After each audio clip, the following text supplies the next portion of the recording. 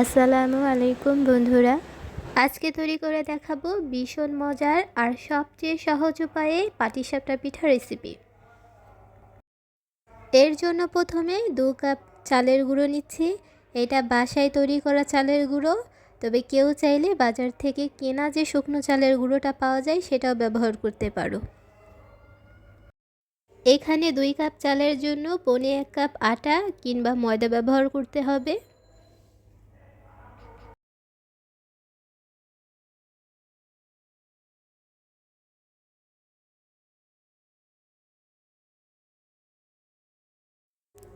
আর সামান্য একটু লবণ ব্যবহার করছি, শুধু মিষ্টির ব্যালেন্সটা ঠিক করার জন্য। এখন এখানে অল্প অল্প করে পানি দিয়ে মিশিয়ে নিতে হবে। একসাথে বেশি করে পানি দেওয়া যাবে না, তবে কেউ চাইলে পানির পরিবর্তে লিকুইড দুধও ব্যবহার করতে পারো।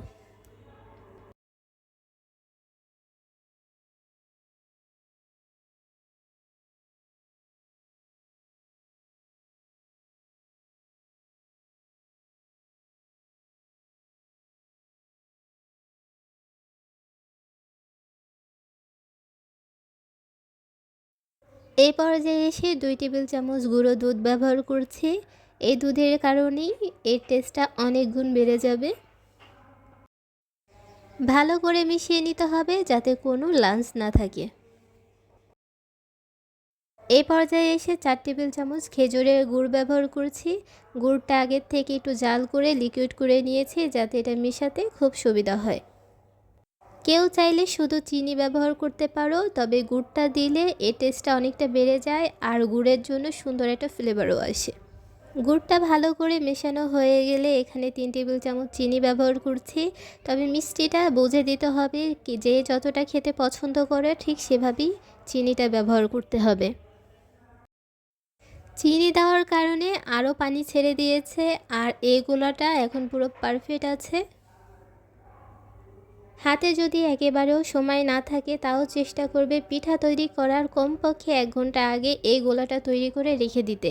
এই গোলাটা যত সময় ধরে রেস্টে থাকবে পিঠাটা তত মসৃণ হবে আর ততই সুন্দর হবে।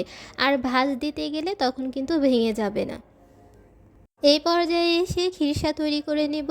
এর জন্য এখানে 2 টেবিল চামচ সুজি নিয়েছি। এটা চালের সুজি ছিল। চালটা গুঁড়ো করার পর যে আস্ত দানাগুলো থেকে যায় সেখান থেকে 2 টেবিল চামচ সুজি নিয়ে এটাকে ততক্ষণ ভেজে নিব যতক্ষণ এর কালারটা হালকা বাদামি না আসে।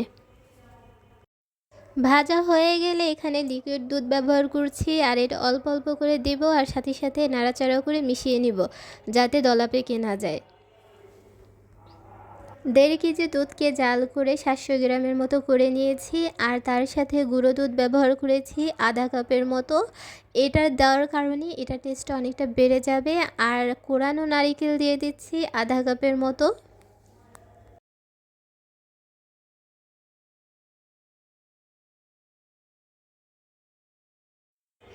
এই পর্যায়ে এসে স্বাদ মতন চিনি দিয়ে দিচ্ছি। এখানে আমি 3 টেবিল চামচ চিনি ব্যবহার করছি, কারণ আমি পরে গুড় ব্যবহার করব, এর জন্য অল্প চিনি দিয়েছি। 2টো এলাচ আর একটা তেজপাতা দিয়ে দিচ্ছি আর পানিটা অনেকটাই শুকিয়ে গেছে। এই পর্যায়ে এসে এটাকে নাড়াচাড়া করে ভালো করে মিশিয়ে নিতে হবে যাতে লেগে না যায়। লেগে গেলে কিন্তু এর স্বাদটা একেবারেই নষ্ট হয়ে যাবে। এটা যখন অনেকটাই হয়ে গেছে এটাকে চুলা থেকে নামিয়ে ঠান্ডা করে নিব। কুসুম গরম অবস্থায় থাকলেও চলবে, আবার একেবারে ঠান্ডা হয়ে গেলেও চলবে, কোনো সমস্যা নেই। এটা যখন ঠান্ডা হয়ে যাবে তখন এখানে গুড় ব্যবহার করতে হবে। গরম অবস্থায় গুড় ব্যবহার করলে কিন্তু দুধটা ছানা কেটে যাবে আর খিরসাটা পুরোপুরি নষ্ট হয়ে যাবে, খেতে কিন্তু একেবারেই ভালো লাগবে না। তাই চেষ্টা করতে হবে এই খিরসাটা যখন কুসুম গরম অবস্থায় থাকবে তখন গুড়টা মেশাতে হবে। এখানে আমি 3 টেবিল চামচ গুড় ব্যবহার করছি। গুড়ের কারণে এটার কালারটা যেমন সুন্দর আসে আর খেতে কিন্তু ভীষণই মজার হয়। আর এই পিঠাটা কিন্তু গুড় দিয়ে খেতেই ভালো লাগে। অনেকে আছে যারা গুড় পছন্দ করে না, তারা চাইলে চিনি ব্যবহার করতে পারো, গুড় দেওয়ার দরকার নেই। গুড় মেশানো হয়ে গেলে এটাকে আবার রান্না করে নিব 10 থেকে 12 মিনিটের জন্য। আর এই পর্যায়ে এসে 1 চা চামচ ঘি ব্যবহার করছি, সুন্দর একটা স্মেল আসবে, তার সাথে খেতেও অনেক বেশি টেস্টি হবে। তবে কেউ চাইলে এটা নাই দিতে পারো। তো দেখতেই পাচ্ছ বন্ধুরা, আমার খিরসাটা পুরোপুরি রেডি। এটা কিন্তু বাহির থেকে কিনতে গেলে খুবই চড়া দামে কিনতে হয়। তো খুব সহজেই কিন্তু এভাবে বাসায় তৈরি করে নিতে পারো, আর এটার টেস্ট কিন্তু অনেকটাই বেশি হয়। এখন পিঠাগুলো ভেজে নিব। এর জন্য কড়াইতে তেল ব্রাশ করে দিয়েছি, আর তেল ব্রাশ করার পর এক্সট্রা যে তেলটা সেটা টিস্যু দিয়ে এভাবে উঠিয়ে নিচ্ছি। মিশ্রণটা দিয়ে কড়াইতে একটু ঘুরিয়ে দিলেই সুন্দর একটা রুটির মতো শেপ চলে আসবে। এটা দেখানোর বোঝানোর কিছু নেই, এটা শুধু একটু ঘুরিয়ে দিলেই হয়ে যাবে। বাস, এটাতে কোনো চামচ ব্যবহার করতে হবে না, হাত লাগাতে হবে না, কিছু না, শুধু একটু ঘুরিয়ে দিলেই রুটির মতন তৈরি হয়ে যাবে। রুটির যে পাশ থেকে আগে হয়ে যাবে সেই পাশ থেকেই এভাবে একটু খিরসা দিয়ে দিতে হবে। চুলার আঁচ আমি মিডিয়াম টু হাইয়ে রেখেছি, কারণ এটা একেবারে লো করা যাবে না, আবার একেবারে হাই হিটেও ভাজা যাবে না, তাহলে কিন্তু রুটিটা পুড়ে যাবে। এই পর্যায়ে এসে ভাজ করে নিব। যেহেতু রুটিগুলো অনেক পাতলা, আর তাছাড়া এটা কিন্তু অনেক নরমও, ছিঁড়ে যাওয়ার একটা চান্স থাকে, তাই খুব সাবধানতার সাথে এটা ভাজ করে নিতে হবে।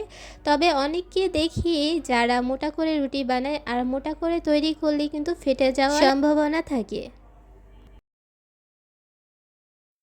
রুটিটা ভাজ দেওয়া হয়ে গেলে সামনে থেকে অল্প একটু গোলা দিয়ে এটাকে লক করে দিতে হবে।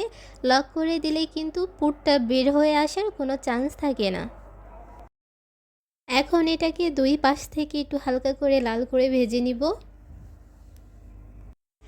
আর একই নিয়মে সবকটা পাটিসাপটা পিঠা আমি তৈরি করে নিব। তো দেখতেই পাচ্ছ বন্ধুরা, কত অল্প সময়ে আর কত সহজে ঘরেই তৈরি করা যায় সুস্বাদু আর ভীষণ মজাদার পাটিসাপটা পিঠা।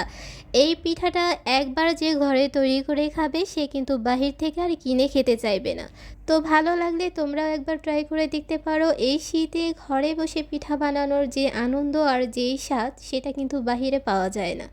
তো অবশ্যই একবার ট্রাই করে দেখবে।